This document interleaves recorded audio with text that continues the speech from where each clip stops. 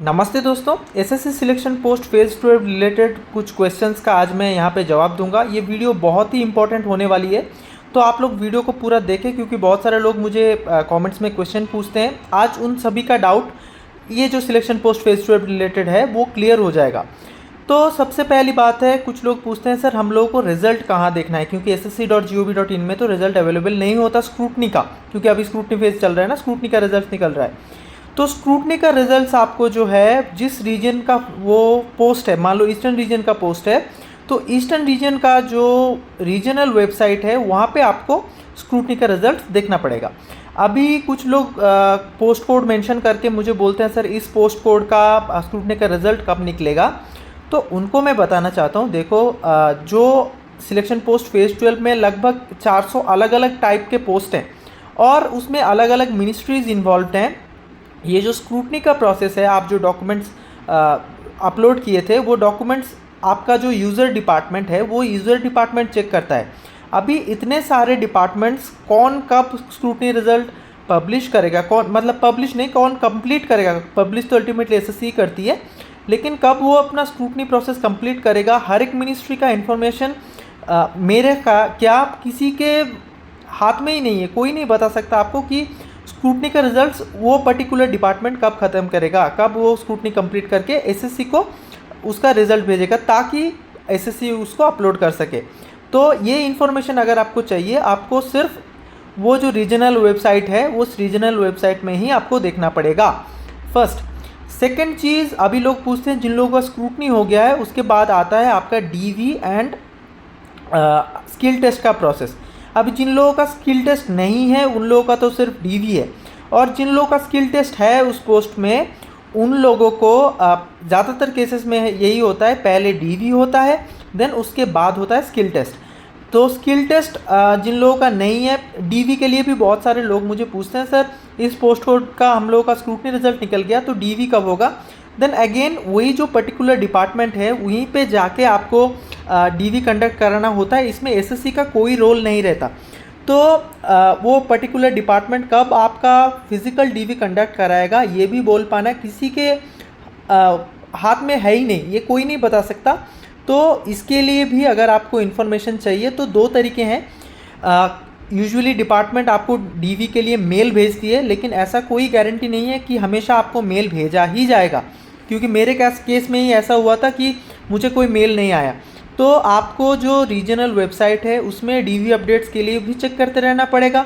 साथ में आपका जो रजिस्टर्ड मेल आईडी है उसमें भी आप कंटिन्यूसली चेक करते रहें ताकि जो भी डीवी का शेड्यूल आए, क्योंकि बहुत सिलेक्शन पोस्ट में इतना ज़्यादा रिक्रूटमेंट होता नहीं है कि बहुत एक हफ्ते से या फिर 15 दिन से आपका डीवी चल रहा है, बहुत कम टाइम मिलता है। आप लोग कंटिन्यूसली डेली उसको चेक करते रहें ताकि आप मिस ना करें डीवी को, क्योंकि डीवी मिस कर गए तो रिक्रूटमेंट में आपका जो कैंडिडेचर है वो चला जाएगा।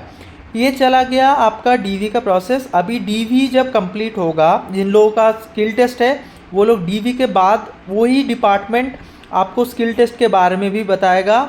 आपको मेल और अपना जो वेबसाइट है उसको चेक करते रहना है स्किल टेस्ट का शेड्यूल के लिए।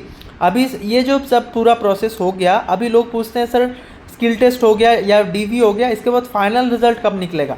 देखो, एक चीज़ मैं हमेशा बताता हूँ, फाइनल रिजल्ट हमेशा जो मार्क्स आपके हैं वो एसएससी के पास ही होता है, लेकिन जब तक आपका यूज़र डिपार्टमेंट जो स्क्रूटनी का रिज़ल्ट है वो यूज़र डिपार्टमेंट में नहीं भेजेगा, मतलब आपका डोजियर बना के जब तक नहीं भेजेगा तब तक एसएससी भी आपका जो फाइनल रिज़ल्ट है उसको पब्लिश नहीं कर सकती।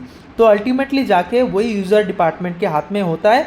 तो इन सब चीज़ों में कभी कोई यूज़र डिपार्टमेंट ऐसा एसएससी जैसा तो पारदर्शी नहीं है कि सारा प्रोसेस इतना फास्ट कर दे, और कभी कभी क्या होता है कुछ इंटरनल इश्यूज़ भी आ जाते हैं, तो उसके वजह से ये जो प्रोसेस है थोड़ा सा लेट हो जाता है।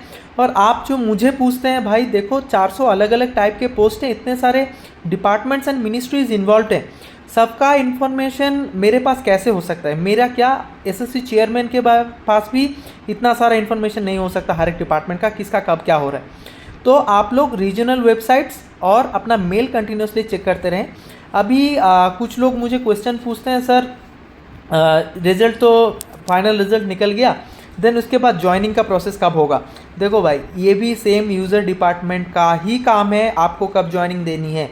उससे पहले बहुत सारे चीज़ें उन लोगों को ऑफिशियली करना होता है, देन उसके बाद ज्वाइनिंग का प्रोसेस आता है। तो इन सब चीज़ों में थोड़ा सा टाइम तो लग ही जाता है, लेकिन हाँ, इन सब प्रोसेस का एक अप्रॉक्सीमेट टाइम हम लोग प्रेडिक्ट कर सकते हैं। हमेशा ये होगा ही कोई नहीं बोल सकता। यूजुअली जब आपका स्क्रूटनी का रिजल्ट निकलता है उससे 1 या 2 महीने के अंदर आपका डीवी का प्रोसेस जो है वो कंप्लीट हो सकता है। यूजुअली ऐसा होता है, हर डिपार्टमेंट शायद ये चीज़ नहीं करता, लेकिन ज़्यादातर केस में होता है। देन जब डीवी कंप्लीट हो जाएगा या फिर जिन लोगों का स्किल टेस्ट है, स्किल टेस्ट के बाद यूजुअली विदिन 1 मंथ और 1.5 मंथ्स उसके अंदर आपका फाइनल रिज़ल्ट निकलता है। फाइनल रिज़ल्ट के बाद जो डोजियर्स आपके ऑलरेडी आपके यूज़र डिपार्टमेंट ने तैयार कर रखे हैं, उस यूज़र डिपार्टमेंट ने जब एसएससी को वो डोजियर्स भेजते हैं, भेजने के बाद फाइनल रिज़ल्ट जब निकल जाता है तो ज़्यादातर केसेस में ऐसा देखा गया कि एसएससी वो जो डोजियर्स यूज़र डिपार्टमेंट से आए उनको यूज़र डिपार्टमेंट को वापस भेजने में ज़्यादातर 10 से 15 दिन का टाइम लेते हैं। देन उसके बाद आपका जो जॉइनिंग प्रोसेस स्टार्ट हो जाता है। लेकिन ऐसा कहीं पे भी नहीं बोल सकते कि यही प्रोसेस फॉलो होगा, कभी कभी इससे लेट हो जाता है। हमने प्रीवियस एक्सपीरियंस से ये चीज़ देखा है। हाँ, कुछ लोग पूछते हैं कि सर हम लोगों का सारा कुछ सही था लेकिन फिर भी डिपार्टमेंट ने हमको रिजेक्ट कर दिया है। तो उस केस में आपको क्या करना है, एक जो रिजेक्शन लिस्ट है उसके नीचे एक मेल आईडी दिया रहता है, वहाँ पे आप लोग क्यों सही है, आपका कैंडिडेचर क्यों रिजेक्ट नहीं करना चाहिए, आप उसका एक रिप्रेजेंटेशन मेल भेज सकते हैं, जिसका वीडियो मैंने ऑलरेडी अपने चैनल में डाल के रखा है।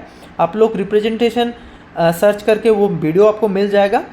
और एक चीज़, कुछ लोग जो टाइमली सारा कुछ नहीं कर पाते हैं, अगर आपने डॉक्यूमेंट टाइमली अपलोड नहीं किया तो आपके पास कोई दूसरा मौका नहीं है, आपको नौकरी इस पोस्ट के लिए तो नहीं मिल सकती। और एक क्वेश्चन लोग मुझे हमेशा पूछते हैं, सर फेज़ 12 में इतने पोस्ट निकले थे, फेज़ 13 में कितने निकलेंगे।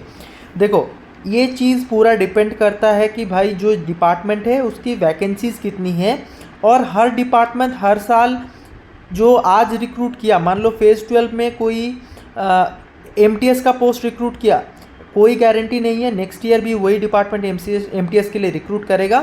तो जो अब नोटिफिकेशन निकलता है, नोटिफिकेशन निकलने से पहले जो यूज़र डिपार्टमेंट है वो यूज़र डिपार्टमेंट एसएससी को रिक्विजिशन भेजती है कि इतने लोग हमको चाहिए, वो और एकदम नोटिफिकेशन आने के एकदम 4-5 दिन पहले तक भी ये चीज़ें चेंज होती रहती है। तो हम लोग कभी बोल नहीं सकते कि एग्जैक्ट कितने पोस्ट निकलेंगे, कौन सा यूज़र डिपार्टमेंट कितना रिक्विजिशन देगा। तो ये चीज़ के लिए भी आपको नोटिफिकेशन का ही वेट कर लेना है। तो यही कुछ इन्फॉर्मेशन आज देने के लिए दोस्तों मैंने वीडियो बनाया।